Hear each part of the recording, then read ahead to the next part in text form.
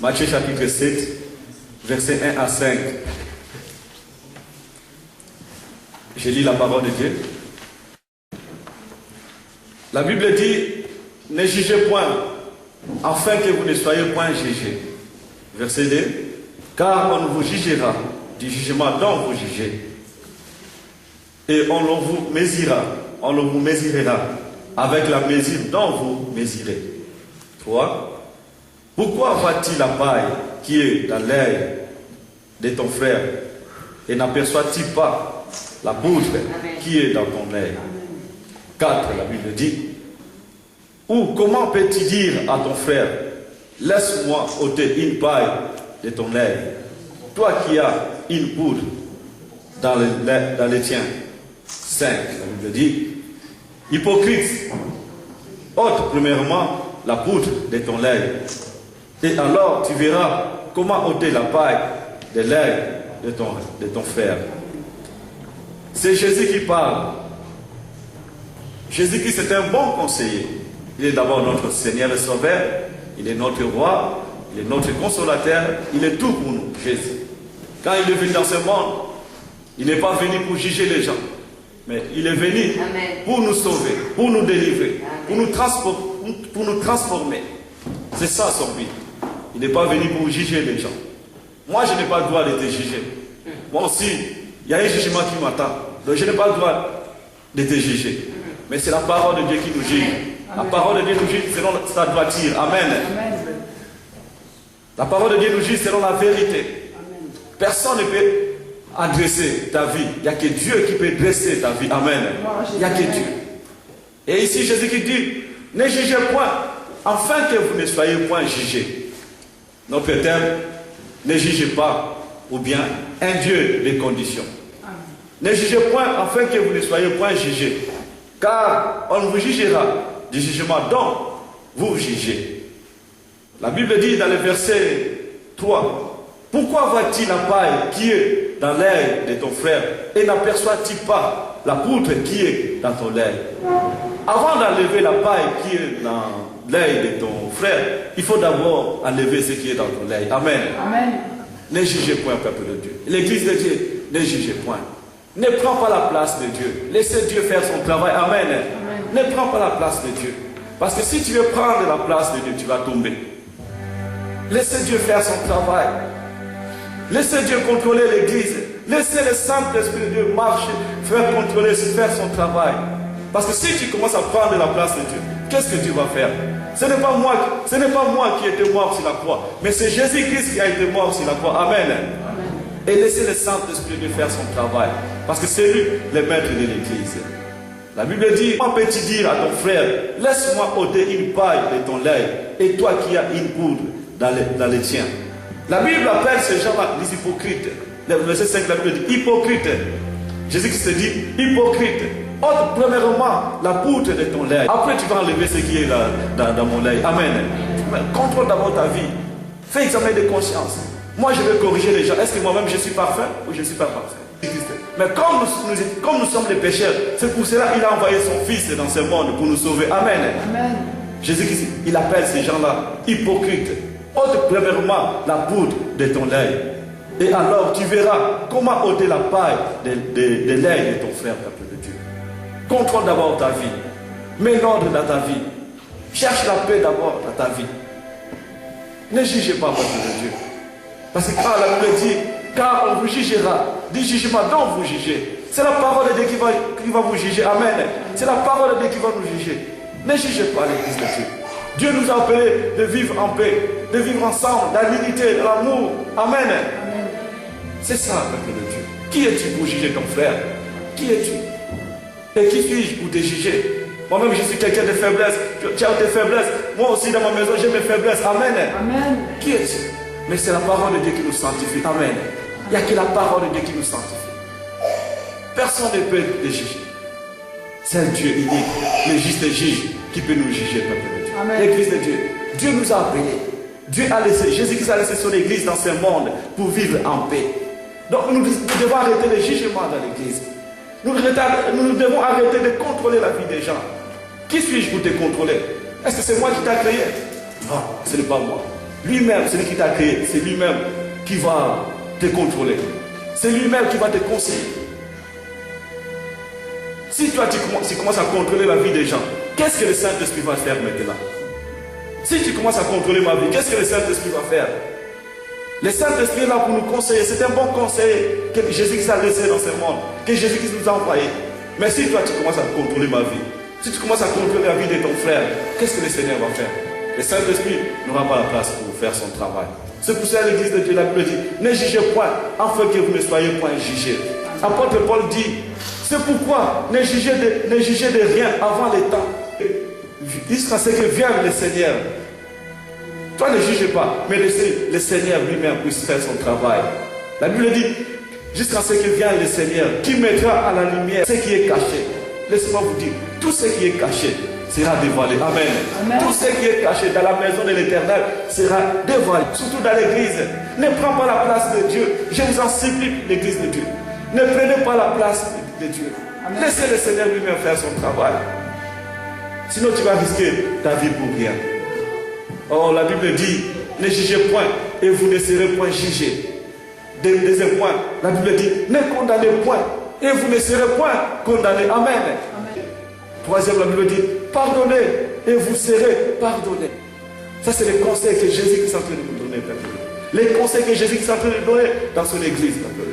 Vous savez, pour bâtir une église, ça prend du temps. Amen. Ça, c'est le fondement de l'église. Pour bâtir l'église, il faut que l'église, il faut qu'il y ait la paix, l'unité, l'amour dans l'église, peuple de Dieu. Ouvrons notre vie, peuple de Dieu. Ouvrons nos cœurs. Ouvrons nos cœurs pour que la parole de Dieu puisse prendre place dans notre vie. Ouvrons nos cœurs pour que la parole de Dieu puisse pénétrer. Parce que la parole de Dieu, c'est une épée à double tranchant. Amen. Ça peut te blesser par derrière et puis ça peut te couper par devant. Amen. La parole de Dieu. Ne condamnez point. Et vous ne serez point condamnés. Pardonnez et vous serez pardonnés. La Bible dit dans l'Exode chapitre 20, verset 16. C'est Dieu lui-même qui parle. Tu ne porteras point de faux témoignages contre ton prochain.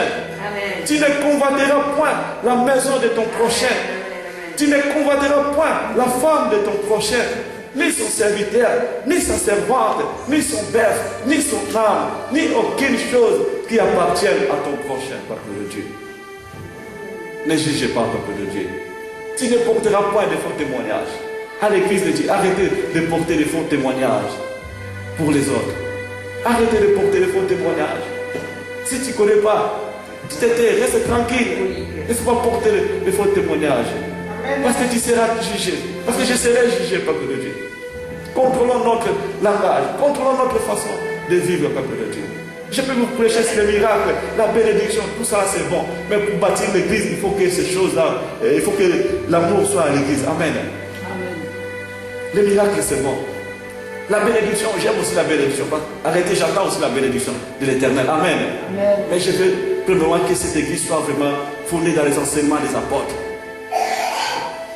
Qu'il y ait vraiment l'amour, la paix. Qu'il y ait une bonne attente parmi nous. Que les gens se sentent à l'aise dans la maison de l'Éternel. C'est ça l'église de Dieu. Quand tu viens à l'église, dans ta maison tu étais en colère. Mais dès que quand tu rentres à l'église, tu te sens que tu es soulagé. Amen. C'est ça l'église, peuple de Dieu. Et pour qu'il y ait ces choses, il faut que tout le monde puisse contrôler sa vie, sa façon de vivre, sa langue, votre langue. C'est très très important. La Bible dit, ne parlez point mal les uns des autres. Des bels conseils que la Bible a nous donner. C'est dans Jacques chapitre 4, verset 11 à 12. Ne parlez point mal les uns des autres. Frère, celui qui parle mal d'un frère ou qui juge son frère parle mal de la loi et juge la loi. Or, si tu juges la loi, tu n'es pas observateur de la loi, mais tu en es juge. Ne parle pas mal les uns des autres. Plutôt, il faut prier pour ton frère. Si tu vois que ton frère a péché, prie pour lui. Le Seigneur qui relève la vie des gens va relever encore ce frère-là. Amen. Le Seigneur qui relève la vie des gens, il va relever ta sœur, ton frère, peuple de Dieu. Mais si tu commences à condamner, la personne va tomber encore plus bas. Amen. Si tu commences à me condamner, je vais encore tomber plus bas. Et j'abandonne le chemin de Dieu. Et j'oublie tout. Et qu'est-ce que vous allez gagner si la personne tombe? Vous n'allez rien gagner. Amen. Amen. Mais la Bible dit ici, si une âme se répand, le ciel est en fait, peuple de Dieu. Nous voulons que le ciel soit en fait tous les jours. Amen.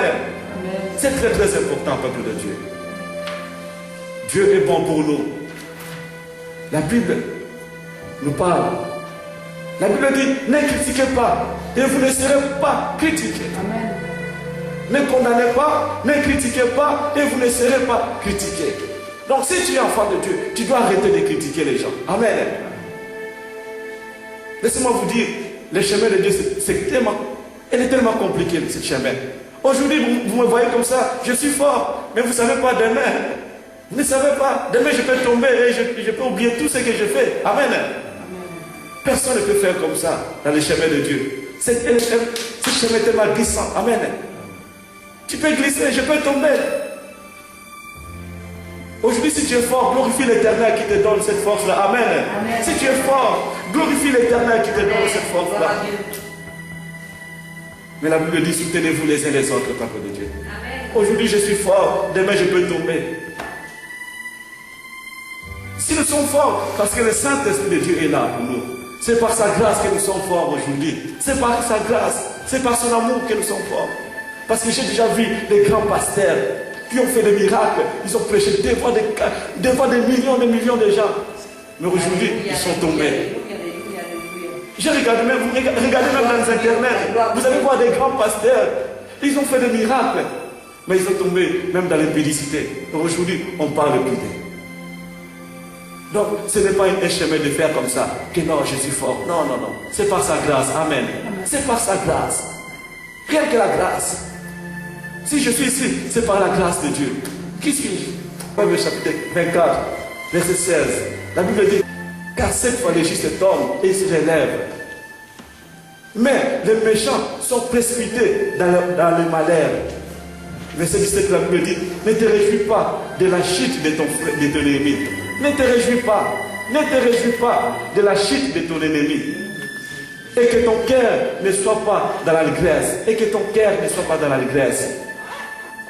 Quand il chancelle, de peur que l'Éternel ne le voit, que cela ne lui déplaise et qu'il ne détourne de lui sa colère. Ne te réjouis pas de la chute de ton ennemi. Si ton ennemi est faible, ne te réjouis pas. Arrêtez, ce n'est pas moi ton ennemi. Ce n'est pas toi mon ennemi. Notre ennemi, c'est le diable. Amen. Amen. Parce que la Bible dit, tout ce que Dieu a créé est bon. Amen. Tout ce que Dieu a créé est bon. Donc son peuple, donc je suis bon moi. Donc si tu es bon, mais c'est le diable qui met les mauvaises pensées. Amen.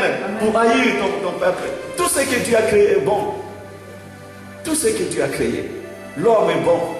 La femme est bonne. Les enfants aussi. La nourriture, tout ce que Dieu a créé est bon. Mais c'est le diable qui est mauvais, peuple de Dieu.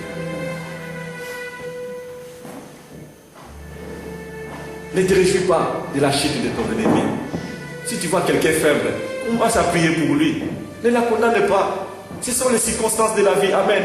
Les circonstances de la vie qui nous font comme ça. Ce sont les circonstances de la vie, peuple de Dieu. Ne condamne pas ton frère.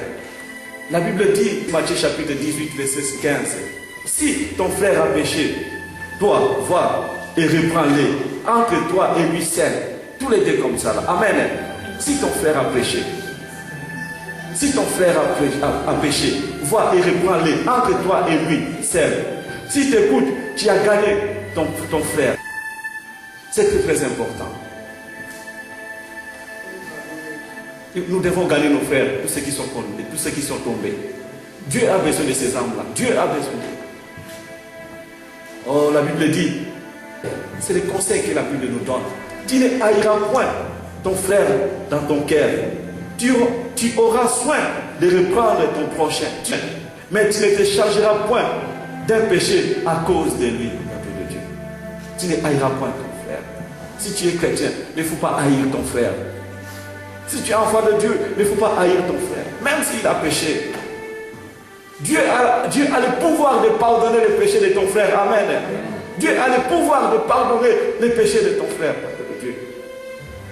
S'il a accepté la mort, de mourir à la croix, Qu'est-ce que c'est le péché devant Dieu? Si c'est la croix, il a donné son fils. S'il a donné son fils, qu'est-ce que c'est le péché? Le péché, c'est rien devant le Seigneur. Il a le pouvoir de pardonner nos péchés, peuple de Dieu. Amen. Mais Dieu demande toujours l'humilité. Amen. L'humilité. Enlève l'orgueil. C'est très important, peuple de Dieu. La Bible dit, Hébreux chapitre 12, verset 15, veillez à ce que nul ne se prive de la grâce de Dieu, à ce qu'aucune racine d'amertume poussant des rejetons ne produise des courbes et que plusieurs n'en soient en infectés. Tu dois d'abord veiller. Veiller à ce que nul ne se prive de la grâce de Dieu. Tu dois contrôler ta vie. Tu es chrétien, tu dois faire vraiment des efforts, de marcher selon la parole de Dieu. De marcher selon la parole de Dieu. Dire non au mensonge. Dire non à l'orgueil. Dire non aux critiques. Amen. Prends cette décision-là de dire non à tout ce qui t'empêche pour rentrer vraiment dans la grâce de l'Éternel, à la grâce de Dieu. Dire non à ce qui t'embête. Peuple de Dieu, nous sommes les enfants de Dieu. Moi je dis toujours, je ne suis pas n'importe qui, je suis enfant de Dieu. Et Dieu me voit comme je suis. Je suis enfant de Dieu et je reste enfant de Dieu. Je suis enfant de Dieu et je reste enfant de Dieu. Et je fais tous les efforts de contrôler ma vie. Si je vois que tu es faible, je commence à prier pour toi. Seigneur, relève mon frère. Seigneur, relève ma sœur. Elle a besoin de toi, Seigneur. Fortifie-la. Donne-la la paix. Bénis son travail. C'est ça notre travail, peuple de Dieu. Oh, la Bible dit, car sachez-le bien, aucun impudique ou impire ou cupide, c'est-à-dire l'idolâtre, n'a héritage dans le royaume de Christ, de Dieu. Le royaume de Dieu pour nous. Mais si tu ne marches pas selon la parole de Dieu, le royaume de Dieu est fermé, comme je dis toujours, peuple de Dieu. Et je ne veux pas que le royaume de Dieu soit fermé pour toi, parce que Dieu a besoin de toi. Amen. Avec tous les sacrifices que tu es en train de faire, tu es là à l'église pendant des heures du temps pour adorer le Seigneur. Et au retour du Seigneur Jésus-Christ, et que ce jour-là, tu n'as pas la place. Avec tous les sacrifices que tu es en train de faire, et le jour où Jésus-Christ viendra, n'accepte pas qu'il te dise non, je ne te connais pas. N'accepte pas. Il faut que le royaume de Dieu soit ouvert pour vous. La Bible dit dans Colossiens chapitre 3, verset 12 à 14. Ainsi donc, comme des élus de Dieu, saints et bien-aimés, revêtez-vous des entrailles de miséricorde. Amen. Tu dois avoir cette miséricorde. Tu dois avoir cet esprit-là. La miséricorde en toi, peuple de Dieu. Tu dois avoir cet esprit-là. Et la Bible dit, revêtez-vous des entrailles de miséricorde, de bonté, d'humilité, de douceur, de patience. Et la Bible dit dans le verset 13, supportez-vous les uns les autres. Et si l'un a sujet de se plaindre de l'autre, pardonnez-vous réciproquement. De même que Christ vous a pardonné, pardonnez-vous aussi. Mais par-dessus tout, par-dessus toutes ces choses, revêtez-vous de la charité, qui est le lien de la perfection. Amen. Peuple de Dieu, Dieu est grand. Écoutez ce que la Bible dit. Matthieu chapitre 18, verset 21 à 22. Alors Pierre s'approcha de lui et dit, Seigneur, combien de fois pardonnerai-je à mon frère lorsqu'il prêchera contre moi? Sera-ce jusqu'à 7 fois? Écoutez la réponse de Jésus. Jésus lui dit, je ne te dis pas jusqu'à 7 fois, mais jusqu'à 70 fois 7. C'est-à-dire, ça c'est français belgique. 77 fois. Et si vous calculez 77 fois, c'est combien? 490. Le 490 pour nous les Belges. 490. Donc, si tu pêches contre moi aujourd'hui, je pardonne. Dans 5 minutes, je pardonne. Dans 3 minutes, je suis obligé de pardonner. Jusqu'à 470. Quelles conditions? Dieu est un Dieu de conditions, peuple de Dieu. Le pardon, peuple de Dieu. Le pardon, c'est une force qui libère. Amen. C'est une puissance qui libère, peuple de Dieu. Commence à pardonner ton frère. Commence à pardonner ta sœur. Commence à pardonner tous ceux qui t'ont fait du mal. Amen. Tu seras libéré, peuple de Dieu. Moi, j'ai déjà pardonné dans ma vie. Et je suis libre. J'ai déjà pardonné, peuple de Dieu. Toi aussi, commence à pardonner. Tu vas libérer ta vie. Pardonne vraiment. Même si ta mère, ton frère t'ont fait du mal. Pardonne. Pardonne. Amen. Et vous serez libre. Mais si vous n'arrivez pas à pardonner, arrêtez, c'est toi qui vas commencer à souffrir. Amen. Amen. Souffre. C'est toi. Ce n'est pas la personne qui t'a fait du mal qui va souffrir, mais c'est toi. Parce que chaque fois si tu veux faire quelque chose, la colère va remonter encore dans ta vie. Ah. Mais le jour où tu vas commencer à pardonner, tu vas voir, tu seras vraiment libéré. Amen. La paix va rentrer en toi. Peuple de Dieu. L'amour est plus fort. Amen. On peut ajouter l'amour est plus fort que la mort. Amen. Je vous dis la vérité, l'amour est plus fort que la mort. L'amour, peuple de Dieu. Jésus-Christ est un bon conseiller. C'est un bon conseiller. D'abord, il est notre sauveur, il est notre Seigneur, il est roi, il est tout, et c'est un bon conseiller. Amen. C'est un bon conseiller, peuple de Dieu. Et la Bible dit, soyez bons les uns envers les autres. Soyez bons. Nous devons faire les efforts là, d'être bons les uns envers les autres. Quand l'église finit, ne sois pas pressé de rentrer dans ta maison. Mais non. Si on finit l'église, ne rentre pas, ne précipite pas de rentrer dans ta maison. Commence à saluer tout le monde. Amen. L'amitié toujours dans les Seigneurs, c'est très important. Il ne faut pas dire non, moi j'invite les gens. Moi je ne veux pas de problèmes. Laissez-moi vous dire, dans ce monde il y a toujours des problèmes. Amen. Dans ce monde, même si tu ne veux pas, le diable lui-même va te poser des problèmes. Parce que c'est lui notre ennemi. Même si tu ne veux pas avoir de problèmes avec les gens, laissez-moi vous dire, dans ce monde, il y a toujours des problèmes. Mais ce n'est pas toi qui vas enlever les problèmes dans ce monde. Parce que Jésus-Christ n'est pas encore venu dans ce monde. N'est pas encore venu. Il n'est pas encore de retour. Donc quand on finit l'église, essayez un peu de côtoyer tout le monde. Ah mon frère, ça va. Ma soeur, ça va. Tout va bien. La maison, ça va. La famille, ça va. Rien. Mais il ne faut pas rentrer dans la vie privée. Amen. C'est très important. Mais ne rentre pas dans la vie privée. Parce que quand tu commences à rentrer dans la vie privée, ça va détruire tout. Amen. Ça va détruire l'amitié, ça va détruire l'église, ça va détruire la famille. Amen. Et ça, c'est pas bon. Dieu n'a pas rentré. Jésus-Christ, quand il était dans ce monde, il n'a pas rentré dans la vie privée des gens. Amen. Amen. Il est venu juste avec l'esprit de pardonner et de racheter son peuple de Dieu. La Bible dit, soyez bons les uns envers les autres, compatissants, vous pardonnant réciproquement, toujours réciproquement, comme Dieu vous a pardonné en Jésus-Christ. Or, la Bible dit, dans les Jean chapitre 15, c'est ici mon commandement. Aimez-vous les uns les autres, comme je vous ai aimé. Il n'y a pas de plus grand amour que de donner sa vie pour ses amis. Vous êtes mes amis. Jésus-Christ nous appelle, nous sommes ses amis. Nous sommes les amis de Jésus-Christ.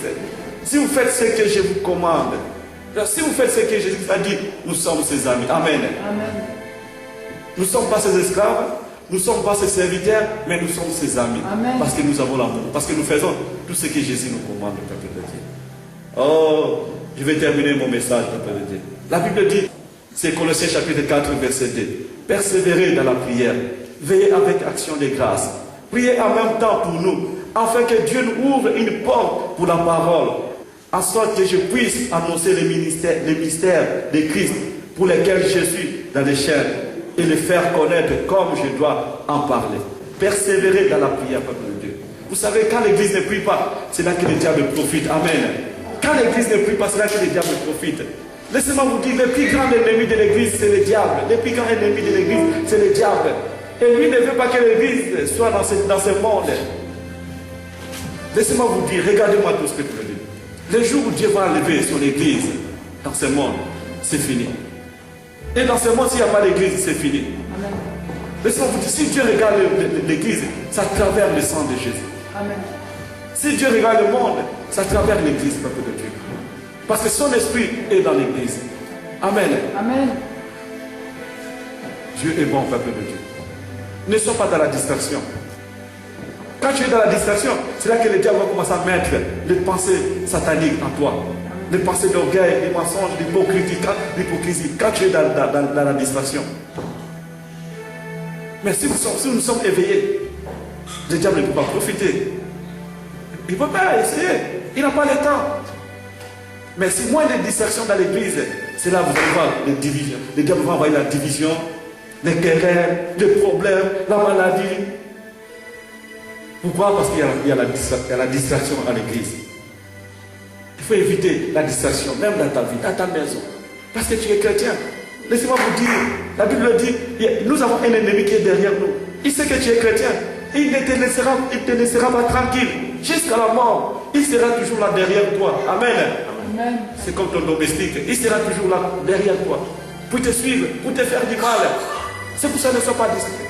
Même quand tu manges, mange comme les enfants de Dieu. Même quand tu fais tes achats, quand tu achètes des habits, fais comme enfant de Dieu. Même ta façon de t'habiller, fais comme. Même ta façon d'être. Il faut que tout soit comme un enfant de Dieu. C'est très très important, peuple de Dieu. Et les enfants de Dieu, ce sont les gens qui se contrôlent. Oh, la Bible dit, c'est Matthieu chapitre 14, verset 38. Veillez et priez afin que vous ne tombiez pas en tentation. L'esprit est bien disposé, mais la chair est faible. Veillez et priez afin que vous ne tombiez pas à la tentation. Même Jésus-Christ sait, quand on ne prie pas, on tombe à la tentation. Amen. Amen. Jésus-Christ, c'est Jésus qui parle. Veillez et priez afin que vous ne tombiez pas à la tentation. Donc si vous ne priez pas, donc vous allez tomber à la tentation. À la tentation des diables, des ennemis, des démons. Si vous ne priez pas, vous serez fatigué, faible. Vous allez vous décourager et vous allez tout abandonner. C'est pour cela que la Bible nous commande de prier, de veiller et prier. Alléluia.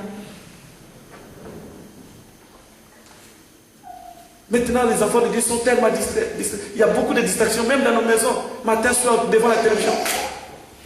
Canal+, M6, RTL, Ah! Ça, c'est la distraction au peuple de Dieu. Je ne vous interdis pas de regarder la télévision, mais il ne faut pas que ce soit une distraction pour vous. Amen. Il faut mettre l'ordre dans votre vie. L'ordre, c'est très très important. Je suis enfant de Dieu. Un temps pour manger, un temps pour regarder la télévision, un temps pour s'occuper de mes enfants, un temps pour la prière, un temps aussi pour lire la Bible. Amen. Amen. Un temps pour travailler. L'ordre, c'est très très important, peuple de Dieu. Mais si matin, soir, toujours devant la télévision, visage fermé, surtout si tu ne trouves pas vraiment ce que tu as besoin vraiment. Ça donne de la colère. Peuple de Dieu. Nous devons arrêter la distraction. La Bible nous demande, c'est Jésus qui parle ici. Matthieu chapitre 14, verset 38. Veillez et priez, afin que vous ne tombiez pas à la tentation. Vous savez, le diable, la technologie avance, peuple de Dieu. Le diable sait comment prendre les enfants de Dieu. Vous savez maintenant, devant l'ordinateur, tout le monde devant Facebook. Devant Facebook. C'est la distraction. C'est pas mauvais, mais c'est la distraction, tout ça là. Tu peux prendre une heure de temps, c'est bon, mais pas toute la journée. Il y a des chrétiens qui dorment maintenant avec les portables dans les lits. Là, ils sont à côté des portables. Petit. Mais tu réponds comme si. C'est la distraction, ça. Chaque chose a son temps. Amen. Amen. Chaque chose a son temps, peuple de Dieu. Comme la Bible dit, chaque chose a son temps. Et tu es chrétien, tu dois avoir le temps aussi pour le Seigneur. Tu dois avoir le temps pour la parole de Dieu, pour la prière, pour s'occuper de tes enfants aussi. C'est très important. Chaque chose a son temps. L'ordre, l'organisation, c'est très important. Je vais terminer mon message. La Bible dit, soyez sobres, veillez, votre adversaire, le diable, rôde comme un lion, rugissant, cherchant qui va dévorer. Donc si tu es faible, il va te dévorer. Si tu es faible, il va te dévorer. Si tu n'es pas prudent, il va te dévorer. Parce que la Bible dit, soyez sobres, veillez, votre adversaire. Il est notre adversaire. Il n'est pas notre ami, mais le diable, il est notre adversaire. Sois prudent, peuple de Dieu. Amen. Mais je prie pour cette église, que cette église soit protégée. Amen. Amen. À partir d'aujourd'hui, le diable ne va pas toucher les gens. Mais vous devez être prudent. Amen. Amen. Vous devez veiller. Il faut veiller, peuple de Dieu. C'est le diable qui est notre ennemi. Moi, je ne suis pas ton ennemi. Toi aussi, tu n'es pas mon ennemi. Mais c'est lui, le diable, qui est notre ennemi. Amen. La Bible dit, Éphésiens chapitre 6, versets 12 à 13. car nous n'avons pas à l'idée contre la chair et les sang, mais contre la domination, contre les autorités, contre les princes de ce monde, des ténèbres, contre les esprits méchants dans les lieux célestes. C'est pourquoi prenez tous les armes de Dieu afin de pouvoir résister dans le mauvais jour et tenir ferme après avoir tout surmonté, peuple de Dieu. Car nous n'avons pas à l'idée contre la chair et le sang, mais contre la domination. Même la Bible a pu reconnaître qu'il y a la domination dans ce monde. Amen. Il y a la domination, il y a la puissance satanique dans ce monde. C'est pour cela que vous voyez, quand vous dormez, la nuit quand vous dormez, il y a des gens qui viennent vous trangler. Ça, c'est la puissance maléfique. Tu es en train de dormir calmement, c'est ça comme si quelqu'un est en train de te trangler. Parce que tout ça, c'est la puissance satanique. J'ai déjà vu les gens mourir dans les rêves, comme ça en dormant, et les gens sont morts. Surtout ceux qui ne sont pas à Jésus-Christ. Beaucoup de gens meurent comme ça. La puissance satanique, comment le diable comment il est en train de détruire la vie des gens. Et la Bible dit, car nous n'avons pas à lutter contre la chair et le sang, mais contre la domination, contre les autorités, contre les princes de ce monde, des ténèbres. Donc dans ce monde, il y a des princes des ténèbres. Contre des esprits méchants dans les lieux célestes. Nous sommes ici, dans les lieux célestes, il y a des esprits méchants. Ils sont en train d'envoyer les flèches. Ils sont en train d'affaiblir les gens. Ils sont en train de détruire les couples, les mariages, les familles, les enfants. Des fois, vous voyez même dans nos maisons, il y a des enfants qui sont un peu brutales. Tout ça, ce sont des esprits méchants. Amen. Et si vous n'êtes pas prudent, vous allez voir votre enfant va commencer à faire n'importe quoi. Si vous n'êtes pas dans le Seigneur, vous allez voir comment votre enfant va détruire les familles. Veillez, peuple de Dieu. C'est la fin du monde. Donnez votre vie en Jésus-Christ. Attachez-vous en Jésus-Christ. Dieu est capable de vous pardonner. Dieu est capable de vous faire encore grâce. Donne ton cœur à Jésus-Christ. Sois prudent. Marche comme les enfants de Dieu, peuple de Dieu. Amen. Amen. Est-ce qu'on peut s'élever? Tu vas prier.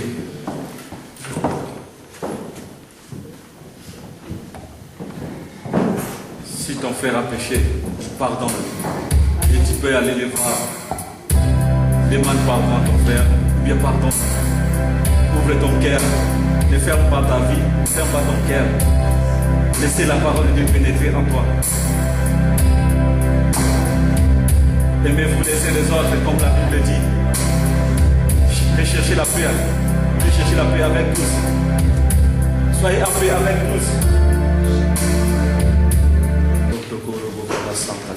Encore grâce. Dieu veut te libérer. Dieu veut te pardonner. Toi qui as besoin de la prière, tu peux passer devant.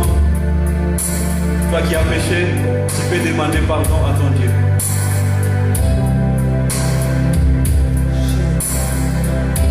La Bible dit, vous les forts, supportez les faibles. Dans ce monde, il y a toujours des faibles aussi, et il y a des forts aussi. Si tu es fort, supporte celui qui est fort, faible. Chantons cette cantique pour on va prier. Je reconnais que Dieu fait tout. Oui.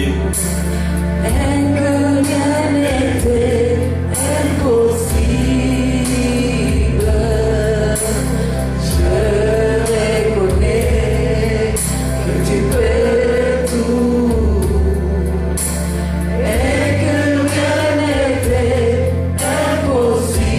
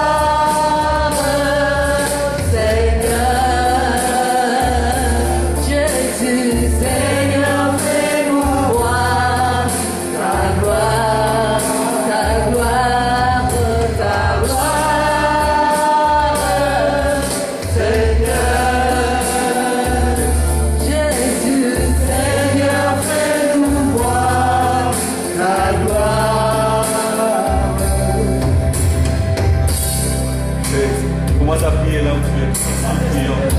Il s'agit de demander pardon, demande pardon à Dieu. De tout le mal que tu as fait. Il s'agit d'adorer le Seigneur. Adore ton Dieu. Par le nom puissant de Jésus-Christ. Prions, Père de Dieu. Merci Dieu de grâce. Pardonne-moi, mon Dieu. Je veux marcher comme ta parole me dit de marcher, Seigneur. Oh Dieu puissant. Merci Dieu puissant, Père. Tu es notre roi, Seigneur. Nous te prions, nous t'exaltons, Seigneur. Oh Dieu d'amour.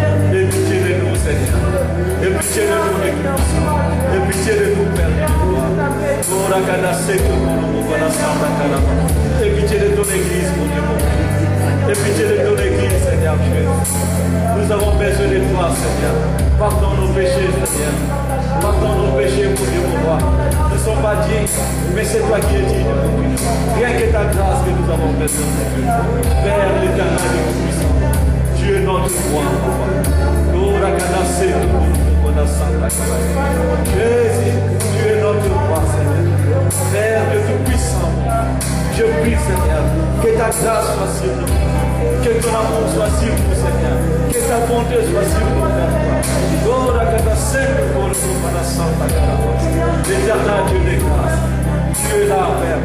Tu es le roi de rois, le Dieu de serpents, la puissance de notre Jésus, nous te disons merci, parce que tu es notre Seigneur de roi, Seigneur. Sanctifie ton Église, mon Dieu, mon roi. Sanctifie ton Église, Seigneur.